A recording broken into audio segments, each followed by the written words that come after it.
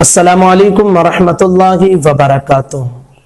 ईद की नमाज के मुतालिक लॉकडाउन में ईद की नमाज कैसे पढ़ना है, बार बार इसके हवाले से सवालात आ रहे थे और जो है मुझे इसके जवाबात का इंतजार था। मैं चाहता तो जवाब दे देता, लेकिन अपने बड़े उलमाए किराम के फतवों का मैं इंतजार कर रहा था कि उनके फतावे आ जाएं, उसके बाद इस पर क्लिप बनाई जाए। अब अल्हम्दुलिल्लाह शेर काजी मुंबई मुफ्ती महमूद अख्तर साहब क़िबला का भी फतवा आ चुका है कि लॉकडाउन में ईद की नमाज कैसे पढ़नी है, और अल जामिअतुल अशरफिया मुबारकपुर के सदर मुफ्ती और सदरुल मुदर्रिसीन प्रिंसिपल हजरत मुफ्ती निजामुद्दीन साहब क़िबला का भी फतवा आ चुका है कि ईद के दिन लॉकडाउन में हमें कैसे नमाज अदा करनी है।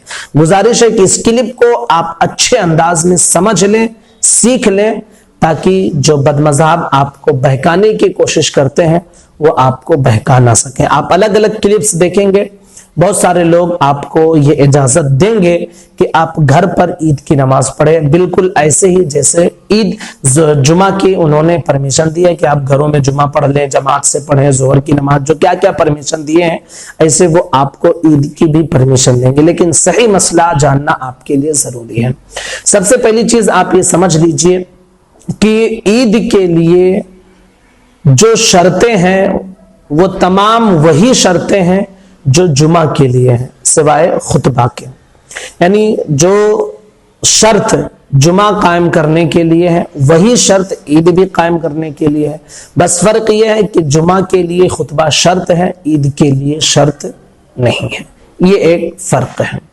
दूसरी चीज आप ये समझ लीजिए कि हमारी और आपकी सबकी ये उम्मीद बंधी हुई है कि अगर मस्जिद खुली होती या ईदगाह खुले होते, हमें परमिशन होता, तो हम जरूर वहां जाकर ईद की नमाज अदा करते। ये हमारी नियत है। तो हम गरचे जिस्मानी तौर पर ईदगाह में या ईद की नमाज में शामिल नहीं हो रहे हैं, लेकिन नियत के हिसाब से हम जरूर शामिल हैं। तो नियत हमारी थी कि अगर खुला होता तो हम पढ़ते, और अल्लाह का शुक्र है कि अब तक हम ऐसा करते आए हैं। तो इंशाअल्लाह रब की ज़ात पाक से उम्मीद है कि इस नियत का सवाब जरूर मेरा रब हम सबको अता फरमाएगा। तीसरी चीज आप ये समझें कि जिस तरह जुमा की नमाज 5 लोगों के परमिशन के साथ गवर्नमेंट के लोग मस्जिद में 4-5 लोग मिलकर जुमा की नमाज अदा कर रहे हैं, अगर इतनी ही परमिशन ईद की नमाज के लिए भी रहती है, जैसा कि जाहिर यही है कि इससे ज्यादा नहीं होगी, तो वही लोग सिर्फ और सिर्फ ईद की नमाज मस्जिद में जमात के साथ अदा करेंगे, और उनके अलावा जो और लोग हैं वो घरों में हरगिज ईद की जमात कायम नहीं करेंगे, न जमात के साथ ईद की नमाज पढ़ेंगे, न तन्हा ईद की नमाज पढ़ेंगे।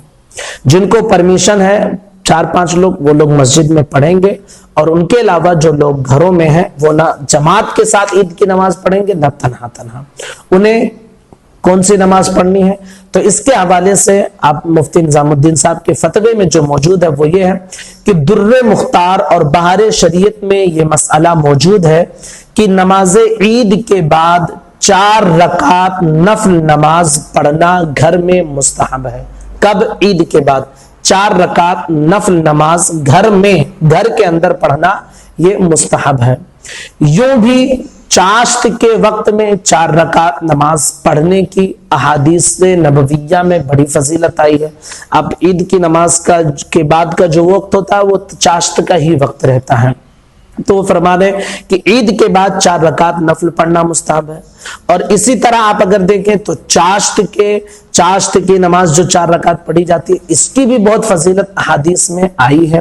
तो फरमाते हैं लिहाजा नमाज ईद के बाद यानी ईद की नमाज मस्जिद में या ईदगाह में हो जाने के बाद हम लोग अपने घरों में अपने घर वालों के साथ इस नमाज को पढ़ें। क्या पढ़ेंगे? 4 रकात नफल नमाज अपने घर में अपने घर वालों के साथ पढ़ेंगे। जिनको परमिशन है वो मस्जिद में पढ़ेंगे 4-5 लोग, लेकिन जब उनकी नमाज खत्म हो जाएगी तो फिर हम लोग जो घरों में हैं वो अपने घरों में 4 रकात नफल नमाज ادا کریں گے۔ اب جماعت کے ساتھ پڑھیں گے یا پھر بغیر جماعت کے؟ تو اس کے حوالے سے فرماتے ہیں کہ گھر میں اگر کوئی امام بننے کا مستحق ہے یعنی امامت کے لائق ہے تو مختصر جماعت کر سکتے ہیں، اجازت ہے کہ مختصر طور پر آپ جماعت کر لیں، لیکن پھر فرماتے ہیں کہ تنہا اس کو پڑھنا شریعت میں زیادہ محبوب ہے، یعنی جماعت آپ کر سکتے ہیں لیکن زیادہ شریعت میں پسندیدہ یہ ہے کہ اس 4 رکعت کو گھر کا ہر فرد اکیلے اکیلے پڑھے، جماعت سے نہ پڑھے، ٹھیک ہے؟ تو عید کے نماز ہمیں جو ہے جن کو پرمیشن ہے وہ لوگ مسجد میں ادا کریں گے، اور جن کو نہیں ہے تو ہرگز مسجد یا عیدگاہ میں جانے کی کوشش نہ کریں، نہ اپنے گھروں میں جماعت قائم کریں، نہ جو ہے مطلب تنہا عید کی نماز کریں، بلکہ کیا پڑھیں گے ہم؟ عید کی نماز ختم ہو جانے کے بعد 4 رکعت نفل نماز ہم پڑھیں گے۔ پھر فرماتے ہیں کہ یہ بھی اختیار ہے کہ آپ اپنے گھر میں 2 ہی رکعت نہ پڑھیں، یعنی 2 رکعت صرف اگر آپ پڑھیں گے تو بھی اس میں کوئی حرج نہیں ہے، یہ بھی مندوب ہے، بہتر ہے، لیکن 2 رکعت کے مقابل میں 4 رکعت کا ثواب بہرحال زیادہ ہے، یعنی آپ 2 رکعت پڑھیں تو 2 رکعت کا ثواب ملے گا، لیکن اگر آپ 4 پڑھتے ہیں تو اس کا ثواب زیادہ رہے گا۔ حدیث مبارکہ ابن ماجہ کی ایک حدیث ہے جو حضرت ابو سعید خدری سے مروی ہے، فرماتے ہیں کہ نماز عید سے پہلے حضور صلی اللہ تعالی علیہ وسلم عیدگاہ میں کوئی نماز نہ پڑھتے تھے، جب آپ گھر آ جاتے تو 2 رکعت نماز پڑھتے تھے۔ تو چاہے آپ 2 رکعت پڑھیں یہ بھی بہتر ہے، حدیث سے ثابت ہے، اور 4 رکعت اگر آپ پڑھیں تو یہ بھی بہتر ہے، حدیث سے ثابت ہے، چاشت کا وقت رہتا ہے تو آپ 2 رکعت بھی پڑھ سکتے ہیں، 4 رکعت بھی جماعت کے ساتھ پڑھ تو سکتے ہیں، لیکن بہتر ہے کہ تنہا پڑھیں۔ اب آپ کو ایک کام اور کرنی ہے کہ جب اس 4 رکعت آپ پڑھیں یا 2 رکعت پڑھیں، جو بھی آپ پڑھیں دونوں اختیار ہیں، جب آپ پڑھ لیں تو آپ کو ایک کام کرنی ہے، وہ یہ کہ سلام پھیرنے کے بعد 34 مرتبہ 34 مرتبہ آپ کیا کریں؟